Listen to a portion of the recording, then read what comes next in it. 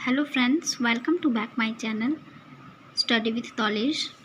Friends, आज हम लोग प्लांट फिजियोलॉजी के बारे में स्टडी करेंगे, जो कि बीएससी सेकेंड ईयर सेमेस्टर 5 के कोर कोर्स 12 के यूनिट 1 में दिया गया है।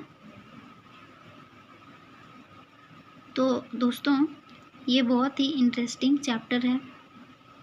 इसको अगर अच्छे से पढ़ेंगे तो बहुत अच्छे तरीके से समझ में आएगी।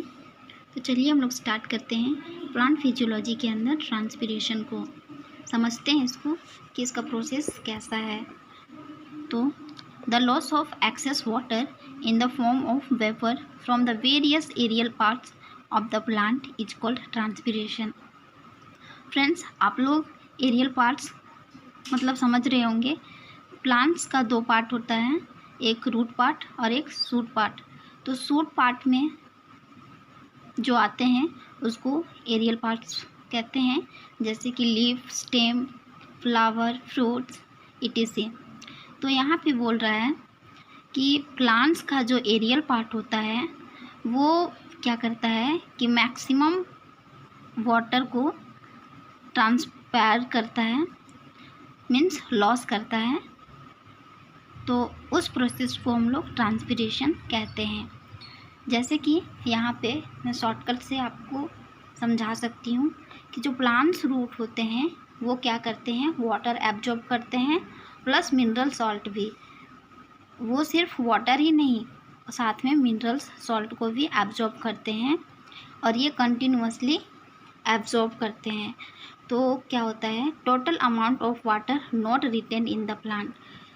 ये पूरा वाटर को ही रिटेन नहीं करता है, मतलब वाटर को बनाए रखता है थोड़ा बहुत।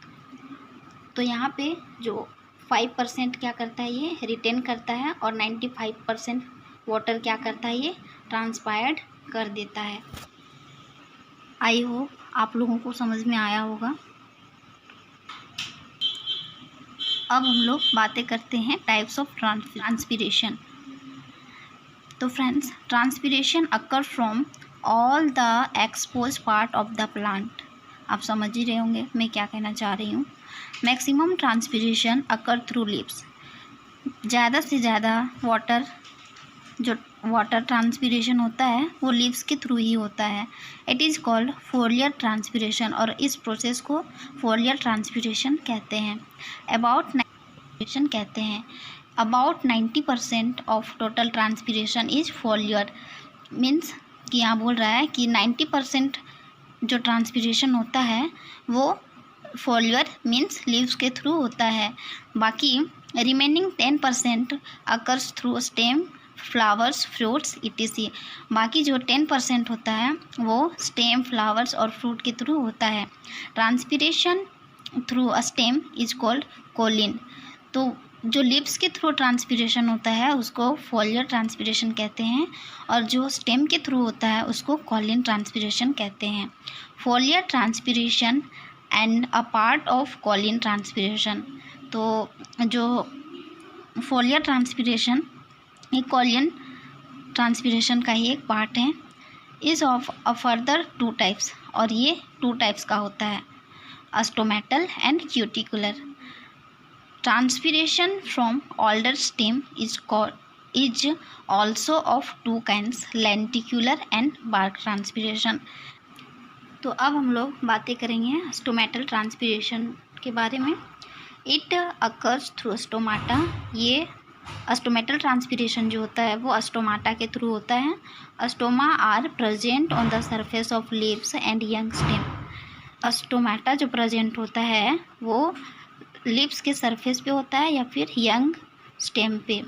दे functions as pathway of diffusion of water vapour from the wet interior to the outside atmosphere.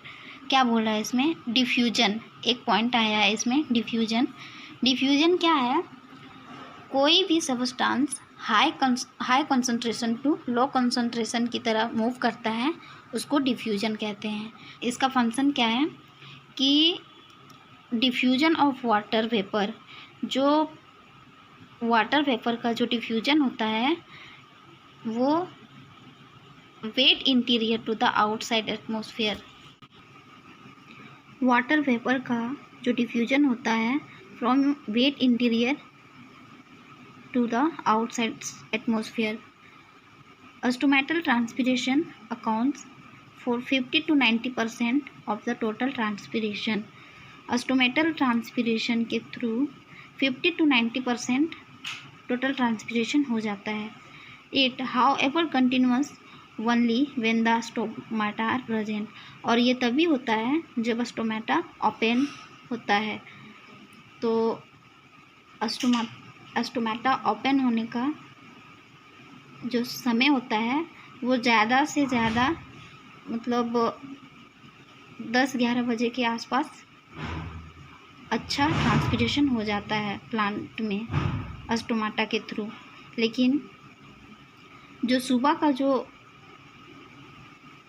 समय रहता है उसमें क्या होता है, जो स्टोमाटा के पोर्स होते हैं वो कम खुले हुए रहते हैं और शाम के टाइम में, लेकिन ज़्यादा से ज़्यादा ट्रांसपिरेशन दोपहर में ही हो जाता है। Next, cuticular transpiration. It occurs through cuticle of epidermis. Cuticular transpiration ये एपिडर्मिस के थ्रू होता है। Cuticle transpiration depends on the thickness of cuticle, और ये डिपेंड्स करता है क्यूटिकल के थिकनेस पर। Cuticle is thin in mesophytic and shade loving plants. Cuticle thin होता है mesophytic and shade loving plants में। In such plants cuticular transpiration constitutes 50% of the total transpiration. कुछ प्लांट्स में क्या होता है, क्यूटिकुलर ट्रांसपिरेशन जो होता है वो 50% टोटल ट्रांसपिरेशन हो जाता है। 50% मतलब हो ही जाता है। In other plants it's proportion is 3 to 10% cuticular transpiration continuous through out day and night. और अदर प्लांट्स की बात करें तो 3 to 10% क्यूटिकुलर ट्रांसपिरेशन रेगुलर हो जाता है डे एंड नाइट में। Next, लेंटिक्यूलर transpiration. It is transpiration that occur through lenticels. Lenticels आप लोग समझ रहे होंगे, स्टेम का जो बार्क होता है उसको लेंटिसेल्स बोलते हैं। तो lenticels occur in the bark of woody stem, ये हो गया। Number of lenticels are small, therefore lenticular transpiration accounts for hardly 0 to 1% of total transpiration।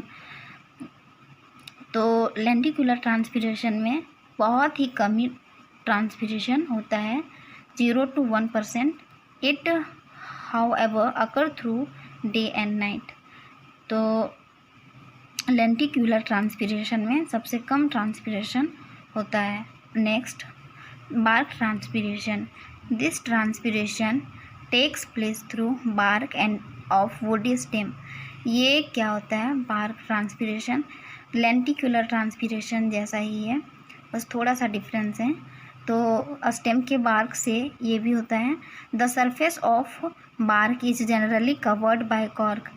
Plant का बार्क होता है वो किससे घिरा हुआ रहता है, कॉर्क से कवर्ड रहता है।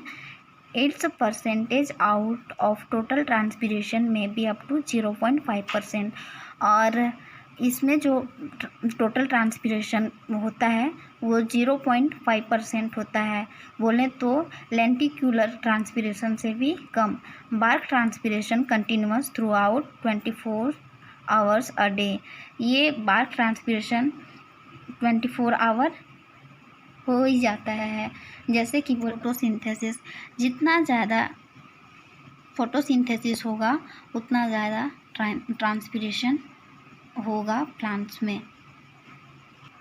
अब हम लोग नेक्स्ट वीडियो में मैकेनिज्म ऑफ ट्रांसपिरेशन पढ़ेंगे। तो फ्रेंड्स,